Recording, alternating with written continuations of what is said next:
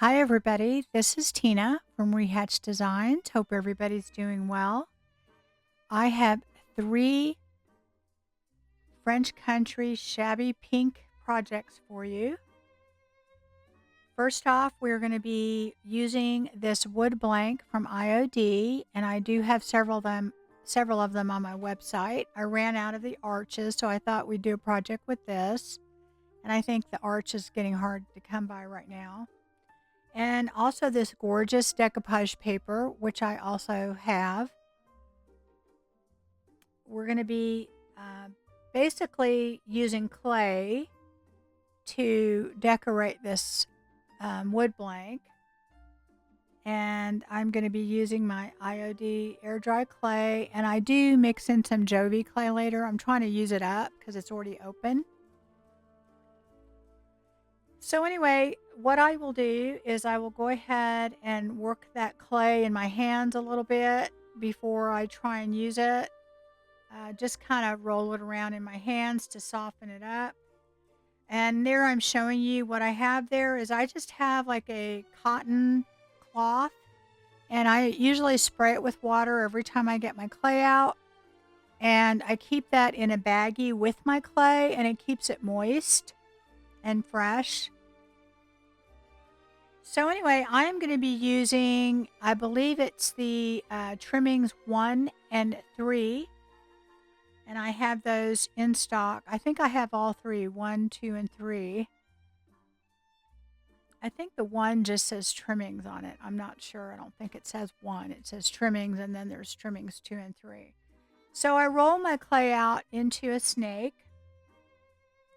And then I take some cornstarch and I go ahead and dust my mold with that.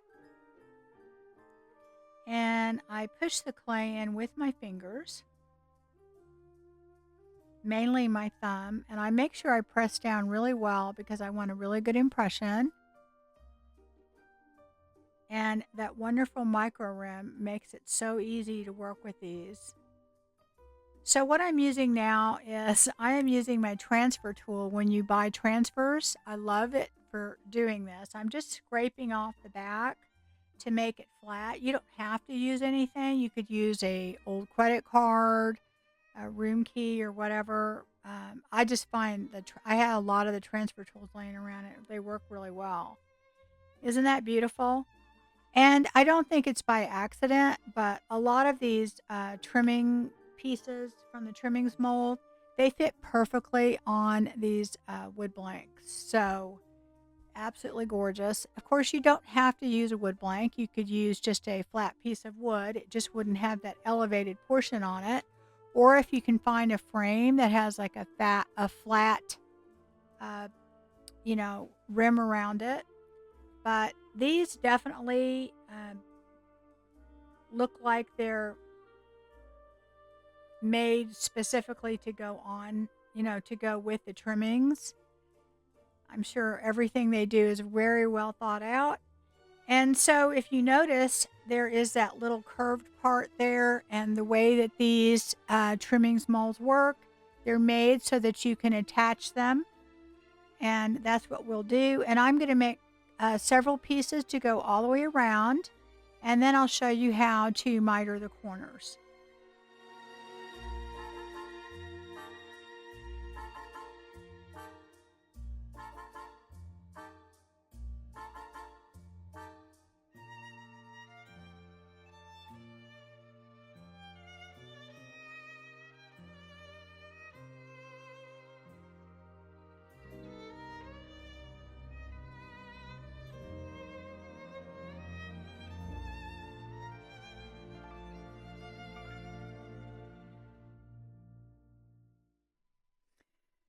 So what I'm going to be doing now is I am taking my clay and overlapping it on the corners.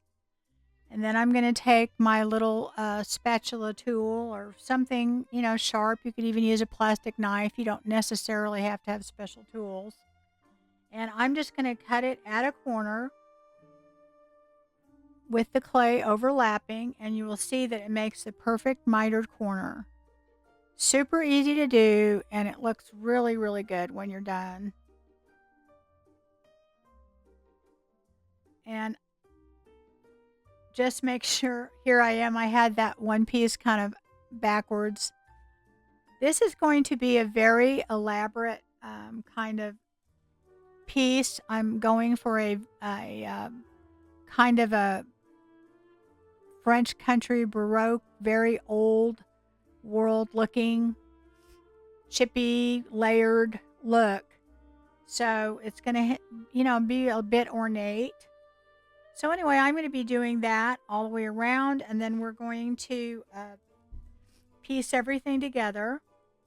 And I'm going to go ahead and figure out what pieces I want to put on the rest of this. Believe it or not, there's going to be several other layers.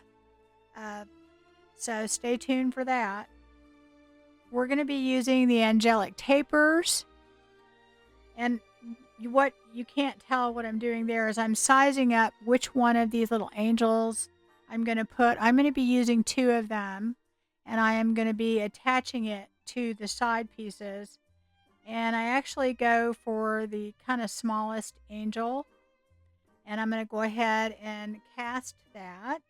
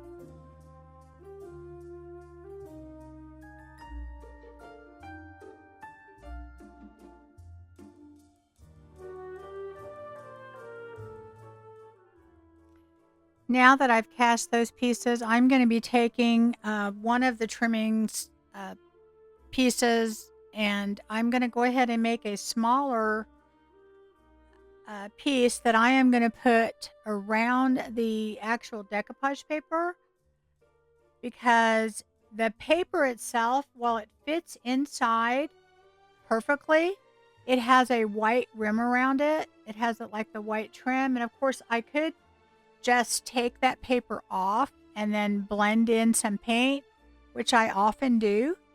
But I am going to go ahead and basically make this look like a tiered type frame by adding this smaller trim to the inside of this mold. See right there? I'm going to put that right over there, and I'm measuring to see it's going to cover all of that white. Now, of course, that does present a little bit of a problem because I'm going to have to make sure I put my paper down first. And then I have to glue the trim on there. And so now I'm taking another casting. And these are of the Classic Elements, which is another great one to have. You'd be surprised how many places you can use this. And the great thing about using clay is you can take any of these pieces, you can take portions of it, you can bend it, you can mold it around, the shape that you want, and you'll see what I do with that. Anyway, I'm going to be casting several different pieces here.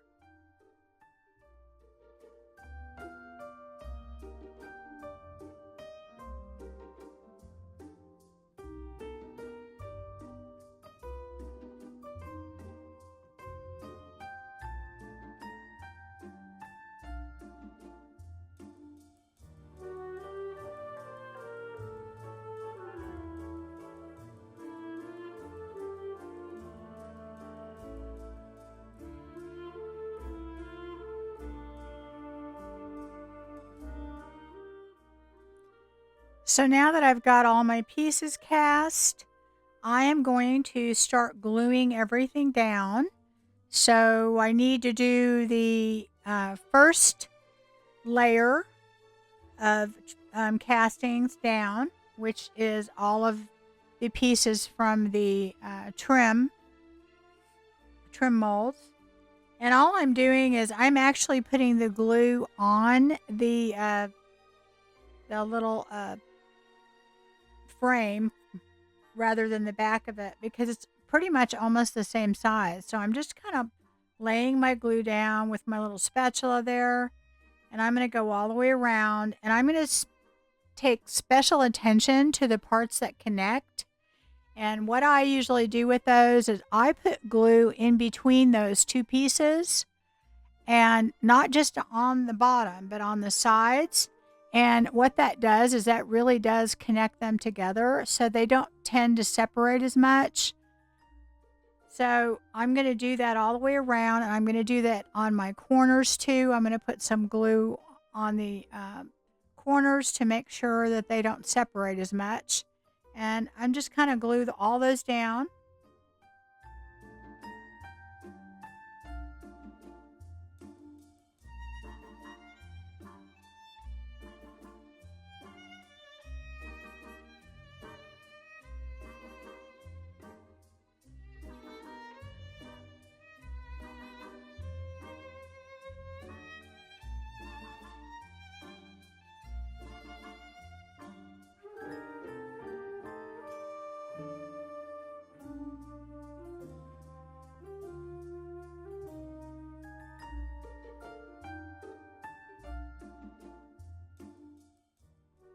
Now that I've got my first layer of castings down, I'm going to be layering on top of those. And you would be surprised, I'm using Type Bond Quick and Thick, how well that these will mend together. I mean, you leave them overnight and it's just rock solid.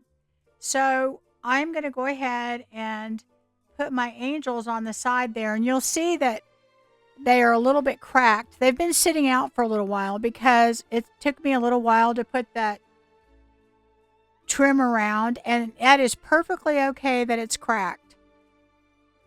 I'm not even going to try and fix it. I'm not going to redo it. I want those cracks in it. In fact, I am not going to be painting these castings to keep it from cracking, which is something I normally do. I'm going to purposely not do that because I actually want cracks in it. So if you see any little cracks and you're going, "Oh, Tina, you didn't fix that crack. You've got cracks in it." I know they're there and I want them there. So there we go. That's part of the overall look. It's intentional.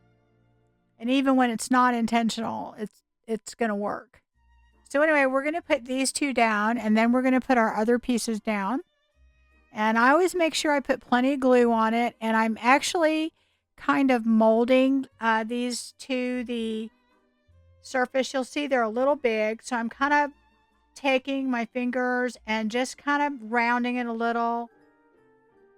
And the thing is, I'm trying not to press too hard and distort the images, but I want to make sure that they are glued down really well. And then you'll see I put that top piece on, and I'm making sure I put glue there. I'm out of frame there because I brought it toward me. But I'm kind of bending it around that so that it'll fit. That's what's so great about using the clay. And I'm making sure that that's going to fit underneath there. That's our little piece that we're going to have to put our piece of decoupage down. And I'm just going to make sure that everything fits, because if I put that top piece too low, then I can't fit that other little piece in. So I'm just kind of measuring. So now what I'm doing is I am putting my decoupage matte medium down from Paint Couture, because I have to put that piece of decoupage paper down so I can put the other castings down, the smaller ones that we had from the trimming, the one that we're going to use to frame around that. So I have to have that down in order to put those in. I can't slide that in later. So I'm going to go ahead and put that down. And I just put my uh, decoupage medium down, and then I use a plastic baggie over my hands. This is rice paper. It's very good quality decoupage paper. But one thing you don't want to do on rice paper is you don't want to overwork it with any kind of liquid, and that includes your matte medium. You don't want to rub it too hard with your hands because you will start to dissolve it. So you don't want to do that. It's not super fragile like tissue paper. It doesn't wrinkle like tissue paper or napkins. It's very easy to work with, but because it's fibrous, it will dissolve if you overwork it. So now what I'm doing is I'm just taking my decoupage matte medium and just go ahead, my decoupage medium in matte, excuse me, from Pink Couture, and I'm going over it. And if you notice, I'm doing like a very cross hatch type motion on there and stippling. And I'm doing that just because I want this to look like it's a painting when we're done. And we're just adding a little texture, and we're going to do more later, but that is going to help give it some texture, and it's going to make this look like a painting. So now what I'm going to be doing is I'm taking the little pieces and I'm going to be putting them all the way around, and that's going to cover the little white space that is on the edges there. And it's also going to make this look like it's a two-tiered frame, kind of like the arch is. The arch has two tiers on it, and this is going to kind of mimic that. And I wanted to show people who couldn't get the arch how cool this is going to look.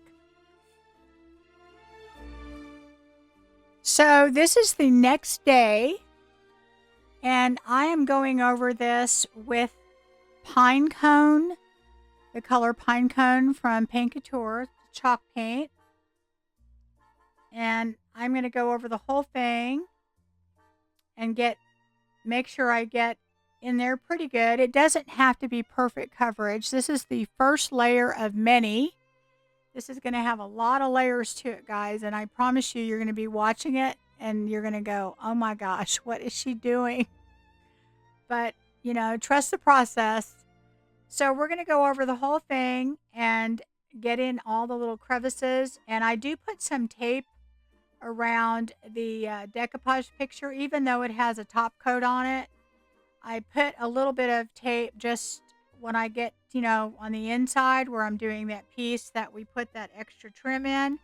And I'm going to go all the way around that. So I'm going to set that aside to dry. And while that's drying, I am going to mix up some milk paint.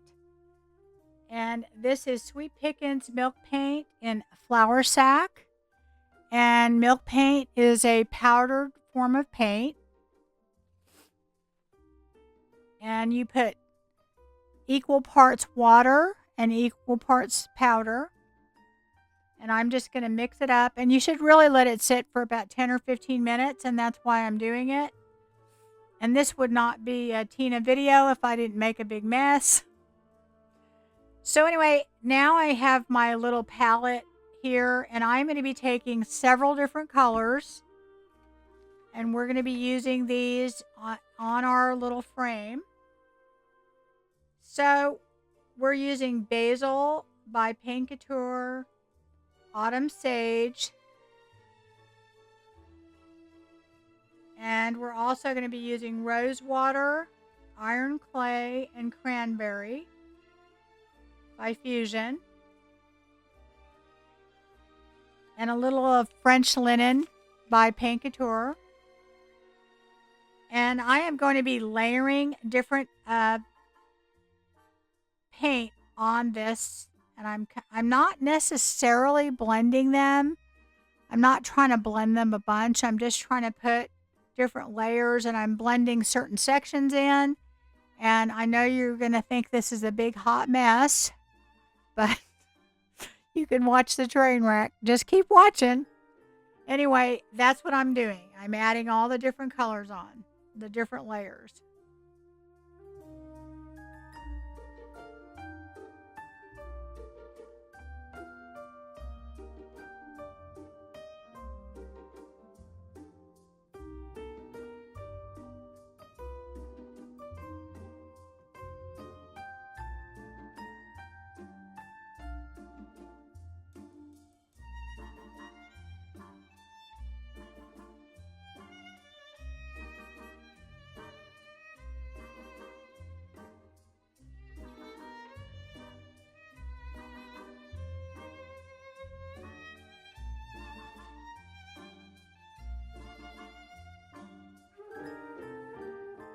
making sure that I add the different colors around the sides because I want it to match.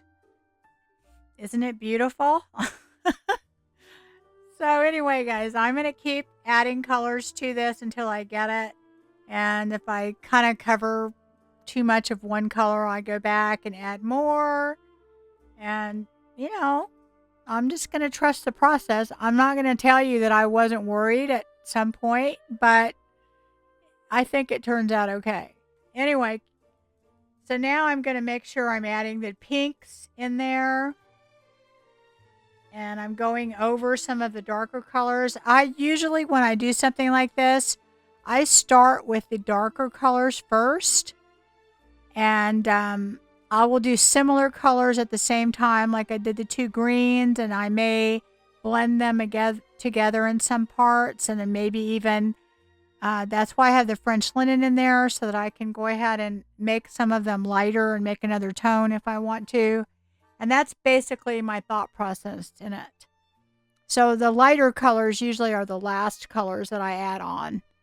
And I don't know particularly why I do that, but that's what I do.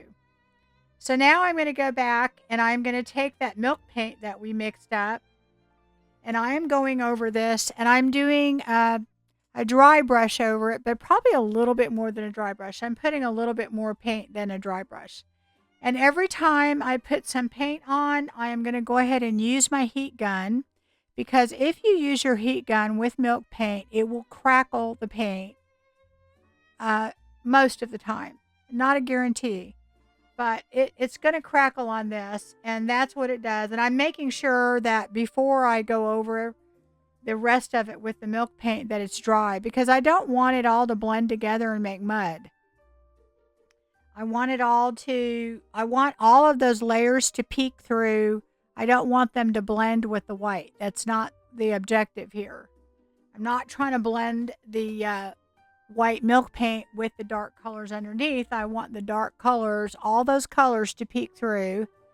I'm trying to make this look like an old fresco type painting that's worn and weathered and has rust and a little bit of like maybe mold or moss and all that underneath it.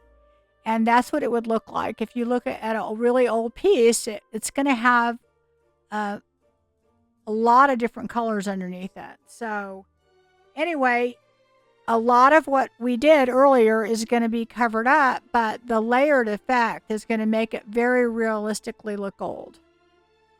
And that's why I didn't care if there was cracking in my clay. That actually that's a plus in this situation. So I go over it, and I am, like I said, I'm not trying to cover everything perfectly. And the one thing that I do is when I'm going over this, I try not to do too much at one time, and I don't want my milk paint to dry on its own. I want to apply heat to help it dry, and then that will give me more crackling.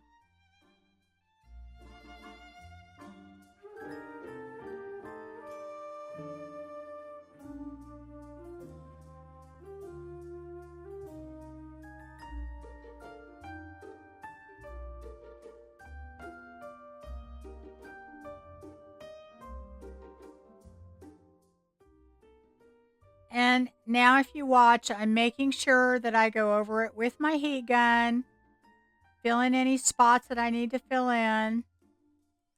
And now what I'm doing is I have a bottle filled with Dead Flat, which is a paint couture top coat that I absolutely love. It's 50% top coat and 50% water, and I spray it on.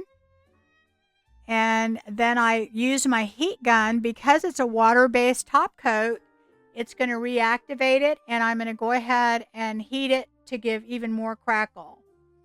And now what I'm doing is I am going over my decoupage with Crackle Step 1 from Paint Couture. I love this stuff. You're going to see me use it a lot. And if you notice, I'm doing kind of a cross-hatch motion on this with the Crackle Step 1. And what that is going to do, it's going to give us a very fine crackle. It's a two-part thing, but if you do it like that, it's also going to give us some more texture. Remember, we put the medium, the decoupage medium on kind of the same way. Well, this is going to also give us some more texture, and it's going to make it look like we have a painting instead of just decoupage. When your decoupage crackle 1 is dry to the touch, takes about a half hour, you put on step 2, and I do it the same way with that kind of crosshatch motion, and we will get a beautiful fine crackle. Now that takes about an hour to an hour and a half to completely dry, and I don't dry that with my heat gun. I find that it doesn't work as well. It will work, but not as well. So I just set that aside to dry, and then we get a beautiful, beautiful, fine, gorgeous crackle. And now what I'm doing is I am taking Paint Couture Amber Honey Glaze, and I'm going to go over our dried step 2 crackle, and I'm going to go over this entire thing with it. And what it's going to do is it's going to fill in all those little tiny cracks, and you'll be able to see them now. And I just paint over the whole thing, and then I end up basically wiping most of it back. It's going to give it a very vintage look, and it's also going to fill in all those little cracks, and I love how it looks when you do this. So anyway, that's basically all I do here, and that will be finishing the decoupage portion of it.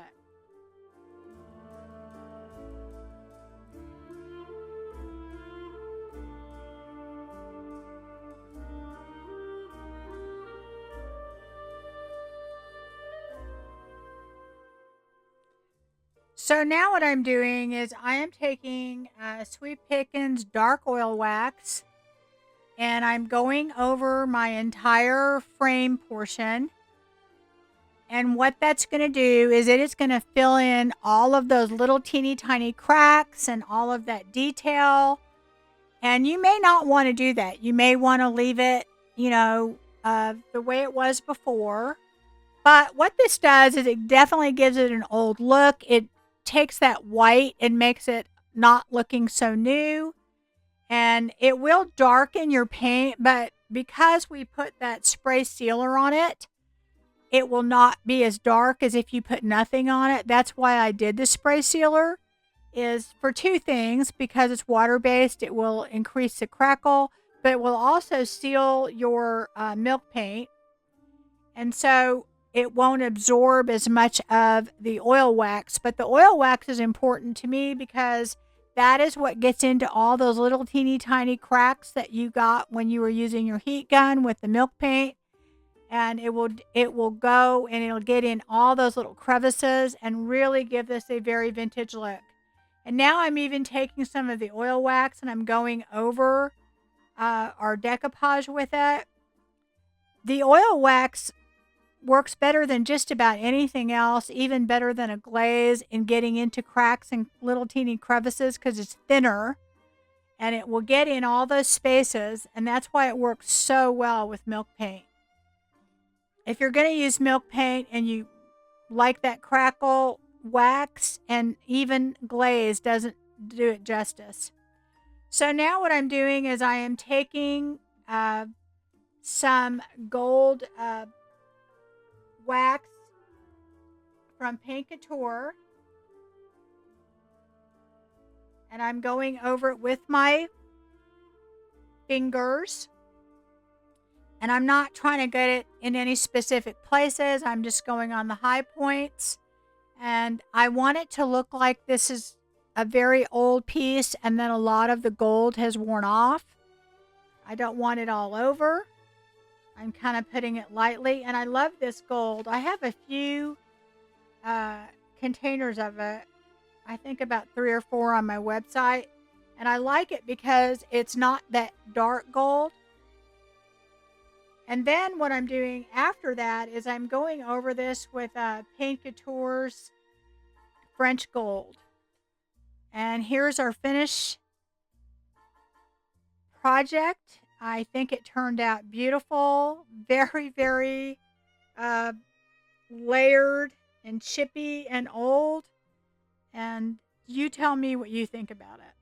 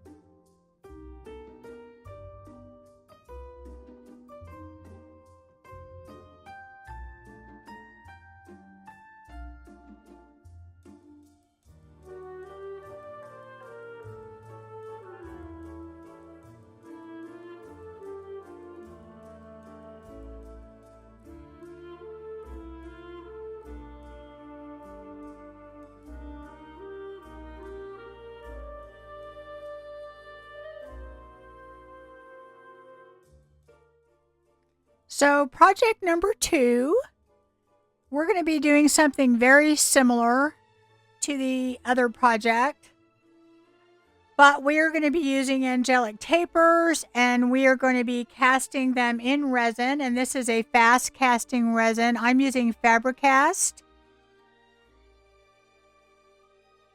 And I'm going to go ahead and just mix it. It's 50% part 1, 50% part 2.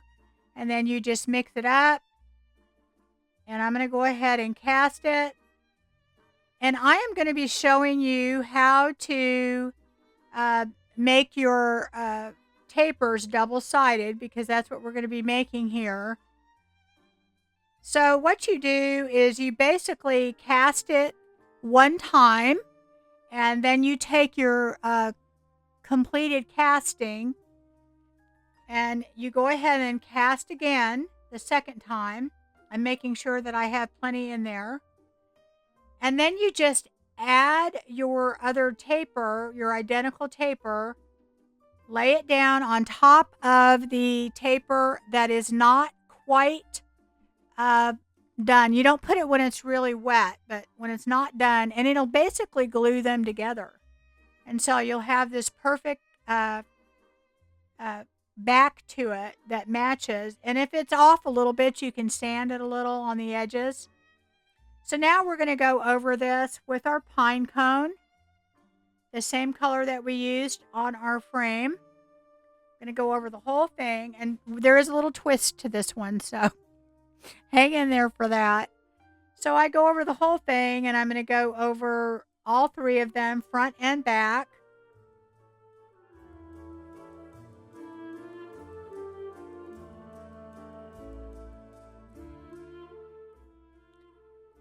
So after they have dried completely, we're going to get our montage of different paint colors out that we had before.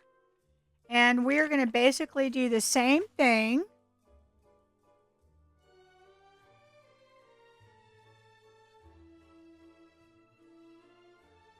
And I'm going to go over it with the green.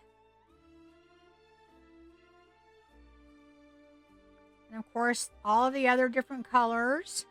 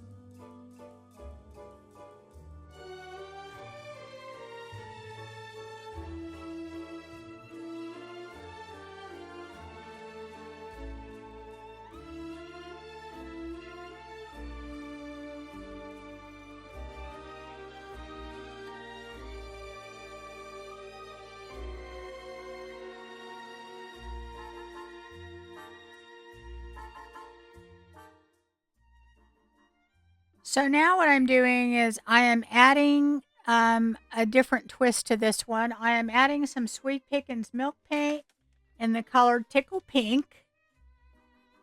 And it's kind of a darker peachy type color pink. And I'm going to add that uh, to this whole thing here. And we're, again, we're doing 50%, 50-50 milk paint to water. I'm going to let that sit. And while I'm doing that, I'm going to make sure it's completely dry. I'm going to go over this again with the flour sack milk paint by Sweet Pickins. And again, we're doing kind of a dry brush. Dry brush means you don't load up your brush every time, but I'm actually putting paint on my brush. I'm adding paint to it. I'm just not trying to get all of those little crevices and things, because what would be the point in putting all those layers on if you don't see part of them? So anyway, we're going to do that. And what I'm going to do is I'm going to dry that flour sack completely. And I'm going to be using, again, my heat gun, because I want to make sure that I get every little bit of crackle that I can get. That's the point in using the milk paint, is getting all those little fine crackle. And now what I'm doing is I'm taking my Sweet Pickins Tickle Pink, and I'm mixing it a little bit with the rose watercolor. And I'm adding a lot more pink to this. So these little tapers are going to have more pink to it. But the pink is going to vary in color. And the fact that I'm using the milk paint with it, the pink is going to have even more crackle. So we couldn't just put regular paint on it. And as you can see, I'm just blending the two colors together. And of course, some parts I'm not blending, some I'm putting separate. And I'm going over the flour sack with it. Although I am leaving a lot of the flour sack to where you can see it. So these are going to be a little bit more pink than our frame was. And that's the point in adding the other pink. Okay, so now what I'm doing is I went ahead and sprayed it with my top coat of Dead Flat in my spray bottle. The Dead Flat top coat is great because it is truly dead flat. And there's a lot of times when you do pieces where you want it to be flat. And also, guys, you may want to not even want to put the oil wax on, because the oil wax does make things darker. What I usually do is I will dry brush over a piece if it looks too dark when I'm done. But I think these look pretty cool before I put the wax on. But I add that other layer to it because I really want to pronounce that crackle that we've achieved. Although I do think you can see a lot of it. Here I'm comparing the two so you can see what it looks like with the wax and without it. And here what I'm doing is I'm going back over my piece with a little bit of the white, and then I'm going to go over it with a little bit of the pink just to brighten it up a little. And then again, I will spray the Dead Flat mixed with water, and I'll spray, because you have to seal your chalk paint every time you add chalk paint because it's not sealed. And that will be the final sealer. And what that does is it brightens up your piece after you've put the wax on it. So every time I do put that sealer on, I take my heat gun and I again go and try and bring out as much crackle as possible, because that Dead Flat with water is a water-based sealer. And anytime you add water to the milk paint, you're reactivating it. So that's why I go ahead and I use the heat gun every time I spray that on there. And you're doing two things. You're sealing it, and then you're getting more crackle. So if sometimes maybe you're using your milk paint, you didn't get enough crackle, add some, water-based sealer to it, Anyway, I like the dead flat when I'm using milk paint just because of the way it looks. So now what I'm doing is I'm going ahead and I'm using that same gold wax from Paint Couture. I love this color wax. It's I don't know, it's just the perfect gold. It really, really is. So I go over that, and then again, I'm going to go ahead and add Paint Couture's French Gold, which I absolutely love. It's kind of a cross between silver and a very light gold. And I add it over all of the spots where I put the gold wax because I want there to be a variation in color, and there's enough of a difference between those two that it looks like some of it's worn off. It's not perfect.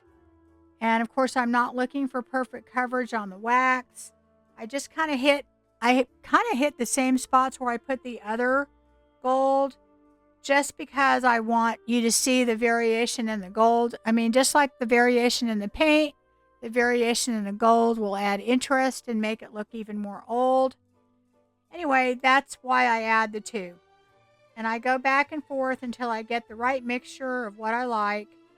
Now, the one thing I have to say is I definitely recommend that every time you use the any type of the metallic paint that you definitely mix it, because all of that mixture will be at the bottom, and you want to make sure you mix it really well. And you really, really cannot tell what that metallic paint's going to look like until it's dry. So now what you see me doing is I have a teeny tiny little drill bit that I am drilling a tiny little hole at the top of these little angels.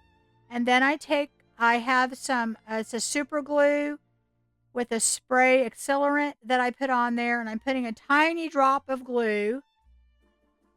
And then I have this screw on little eyelet, and you just screw it in. And I want the glue in there for added protection. And I put my spray sealant on there that makes it instant. And now what I'm doing is I'm taking some vintage, or really it's antique lace that I have, and I'm just tying a hanger on the top, and our project is done, and I love these.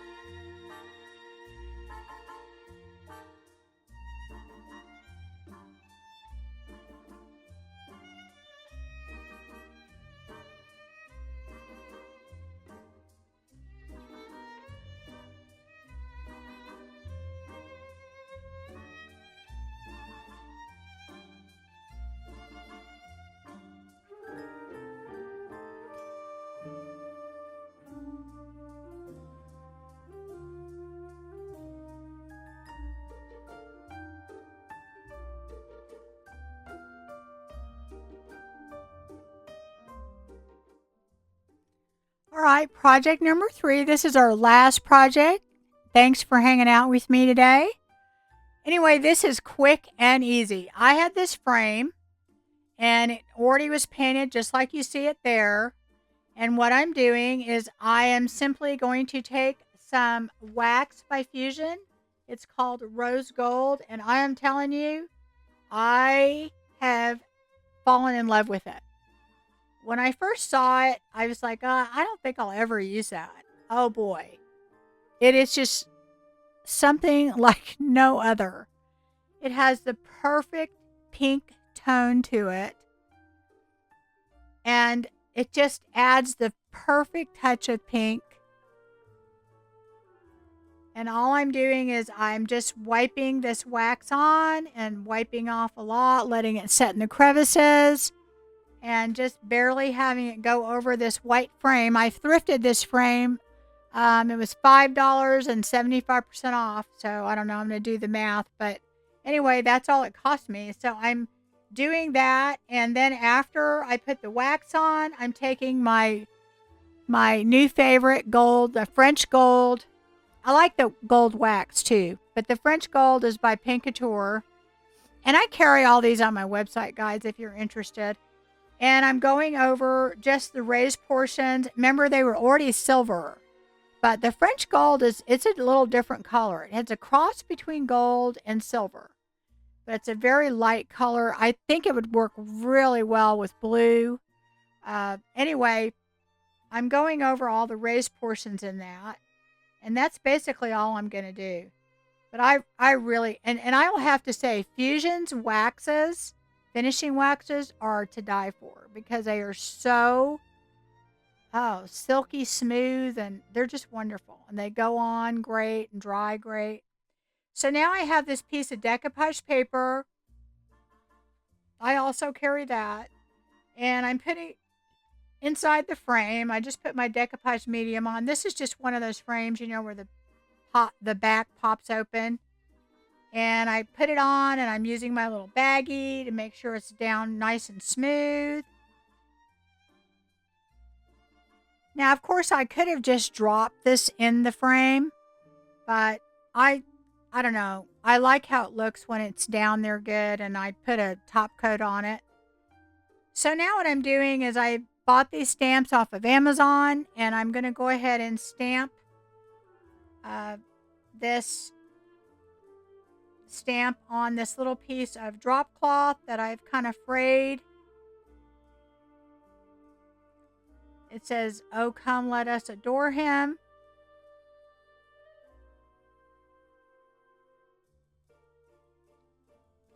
And I put that in there at the bottom, and that's it. That is my last project. Super easy, but I love it.